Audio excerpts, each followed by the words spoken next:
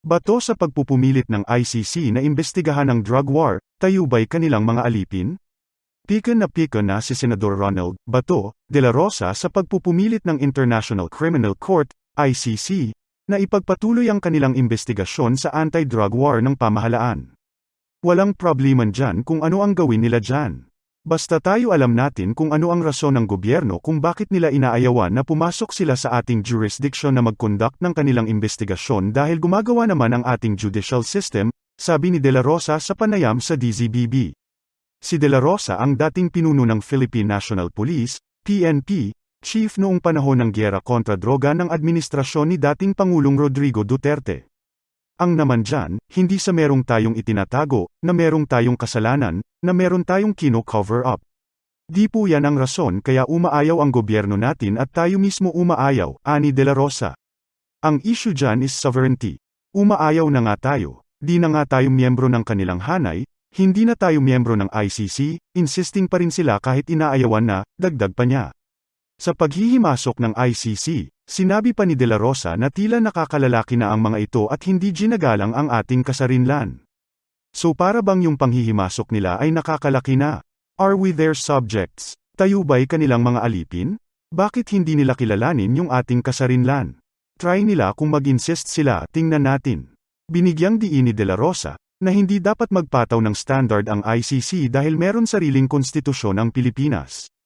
Huwag tayong mag-impose standard dahil meron kaming sariling konstitusyon, meron kaming batas na sinusunod. Meron kaming sistema na pinapairal at huwag kaming insist standard nyo. Kung anong standard ang iniisip nyo dyan, huwag nyo kaming diktahan, ani Dela Rosa. Who you to impose standard upon us? Tanong pa ng senador. Ayon kay Federico Alde, isa lang ibig sabihin yan kabadong-kabado siya, sabi nila noong Tokhang Days huwag matakot kung wala namang ginagawang masama, tayo naman ang magsabi sa kanila na kung wala naman silang ginagawang masama ni Duterte harapin ang ICC at huwag matakot.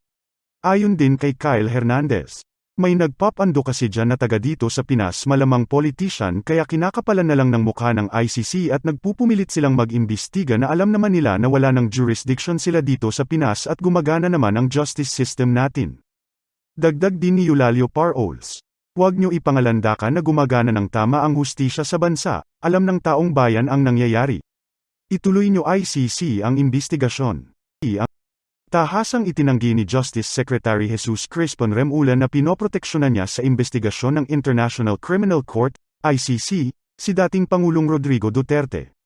Sa isang panayam, binueltahan ni Remulla ang ICC na siyang dapat magbigay sa kanila ng ebidensya na makakatulong sa isinasagawang investigasyon ng DOJ sa mga naganap na pagpatay kaugnay ng war on drugs ng nakaraang administrasyon. Muli niyang iginiit na may sariling korte ang Pilipinas na gumagalaw kaya hindi kailangan ang pagyusig ng ICC. Responsibilidad umano ng DOJ ang loob ng bansa kaya sila ang may karapatan sa pagsasagawa ng investigasyon. Una nang sinabi ni Remulla na hindi welcome ang muling pagbubukas ng ICC sa investigasyon at nakakairita lamang ito. Hindi rin umano niya papayagan ang anumang galaw na kukwestiyon sa soberenya ng Pilipinas. Sa muling pagbubukas ng ICC sa investigasyon, sinabi nito na hindi sila kontento sa isinagawang investigasyon ng Pilipinas sa war on drugs, at hindi ito sapat para ihinto ang investigasyon nila.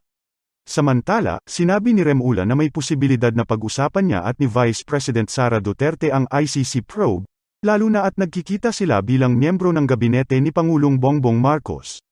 Inulan ng sari-saring komento sa social media. Ayon kay Jaime Sario, hindi insulto tama lang makialam na ang ICC dahil ang baras ng Pinas bulok ang sistema kawawa mga biktima lalo na mahihirap na mga walang kasalanan bakit tutol kabayang kung wala ka namang itinatago o kasalanan. Go ICC! Mabuhay kayo! Ayon din kay Norberto Bellarmino, dapat lang insultuhin ang justice system natin dahil matagal nang pinaglaruan lang ng mga mayayaman at makapangyarihan.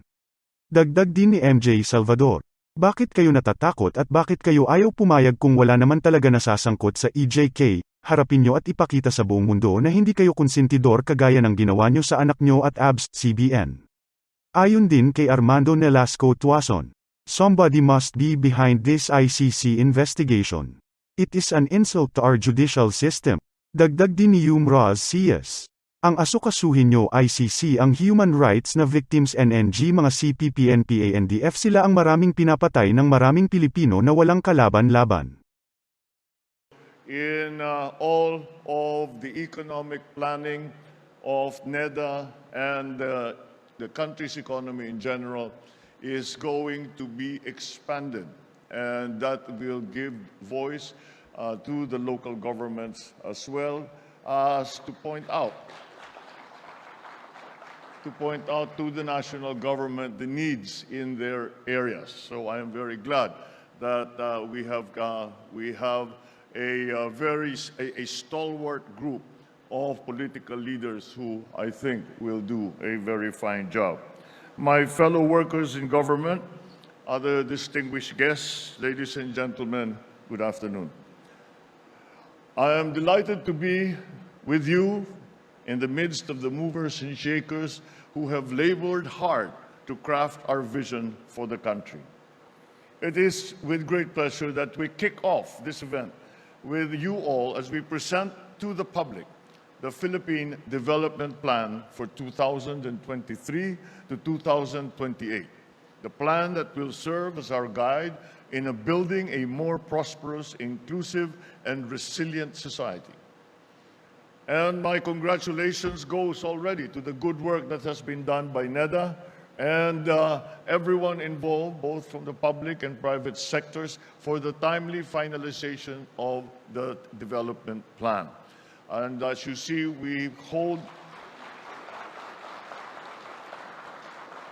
regard with great importance the involvement of the private sector in all our plans for the future. It is a very simple, axiomatic principle that we follow, and that is very simply that we, the government, cannot do this alone. And we must strengthen our partnerships with our private sector partners, both here and abroad. The plan represents not only our aspirations as a people, but also our resolve to build a nation that we can all be truly proud. In fact, it is articulated best at the heart of the PDP, whose goal is to, and I quote, reinvigorate job creation, accelerate poverty reduction by steering the economy back on the high growth path and effect economic transformation. These are truly bold plans. But I have the confidence in the minds of those who will become our partners in realizing this vision contained in this document, and faith in the capacity of our people. Indeed, we look towards the future with hope, with optimism, but our gaze can only go as far as what we have done to unburden the life of the ordinary Filipino.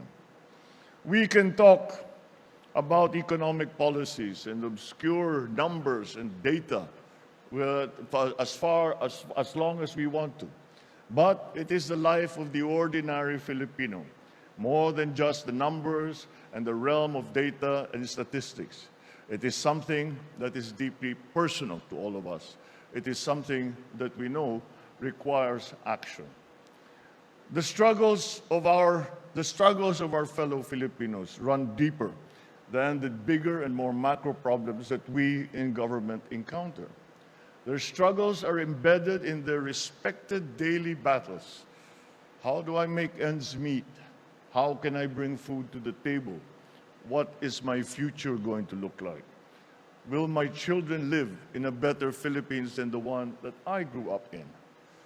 Ladies and gentlemen, it is my firm belief that answering these questions will be the defining challenge for us, who are called to serve and will be the barometer through which the government will be measured. I have great optimism as we set to implement the key points in our PDP from this day moving forward. It is a plan that will set the Philippines towards becoming an upper middle income country by the year 2025.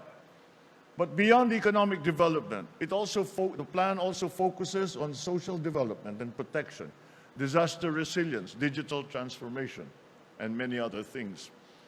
The different sectors, as the Secretary has pointed out, will be examined in the following fora in greater detail. And again, this is where we need all our partners' inputs, our partners in the local government, our partners in the private sector, our partners in civil society, even our partners in the uniformed services. Every part of society must be part of this transformation. And if we do that, if we manage to put together these best minds that can apply their particular talents to the problems that we face, we will set sail towards transforming our sectors in key areas such as digitalization in order to build the better data systems that will create better government programs. In line with this, I welcome the upcoming launch of the Pilipinas Go Digital movement, which will advocate digitalization initiatives and nationwide digital upskilling of marginalized Filipinos in collaboration with the TESDA and the Interagency Council on Philippine Digital Workforce. We will also continue